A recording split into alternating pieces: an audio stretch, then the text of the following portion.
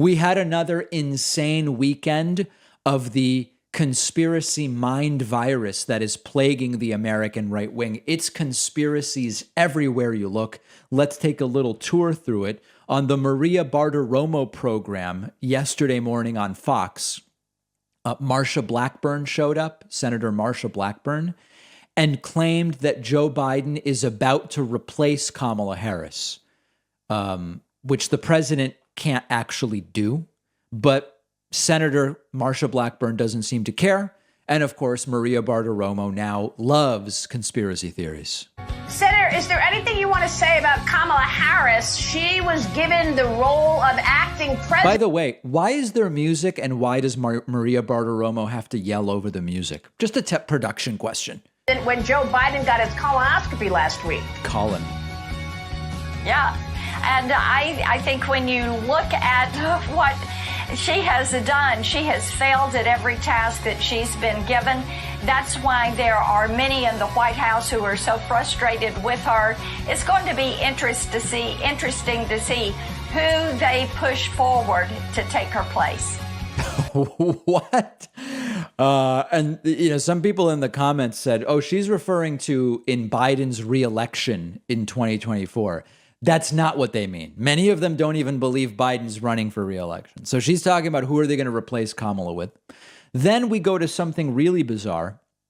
Steve Bannon appearing on some kind of very strange, it appears to be a Chinese propaganda show. It's not even clear what this is. And pushing vaccine conspiracies about segregation and very, very strange stuff. Of religion. And so I think that this is very powerful. You see every day with the new federal state. Remember, the new federal state's only a year and a half old. It's only 18 months old. And look at what's happened. Today, we're commemorating the third anniversary of really the rule of law, of the great presentation we had that day at the Pierre Hotel. And look how much power that the Rule of Law Foundation, Rule of Law Society, the whistleblower movement, you've changed history. Right here today, you can hear the protest in this city, and the protest is about anti-vaccine, right? And it's not that people are anti-vax, is that they're vaccine hesitant, right? And the reason they're vaccine hesitant is that the information hasn't been put out about exactly what happened in the Wuhan lab. What is this virus really about?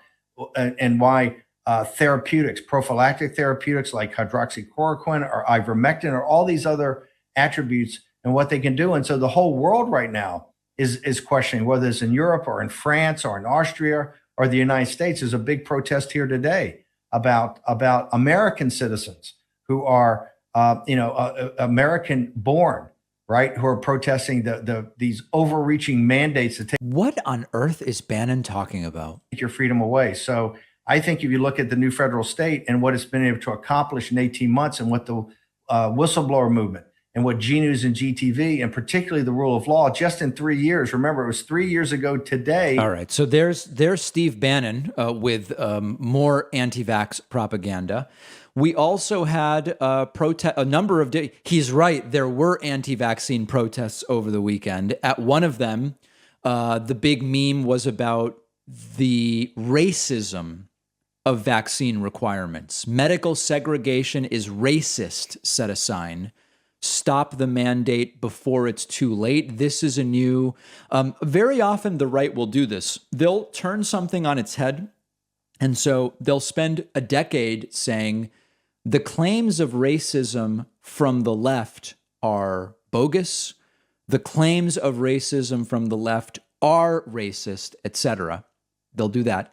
And then all of a sudden they'll say, hey, this is racist. Something that's not actually racist. Vaccine requirements now are racist. Then we go to Alex Jones, once again at this Reawaken America tour, which seems to be going on every single weekend.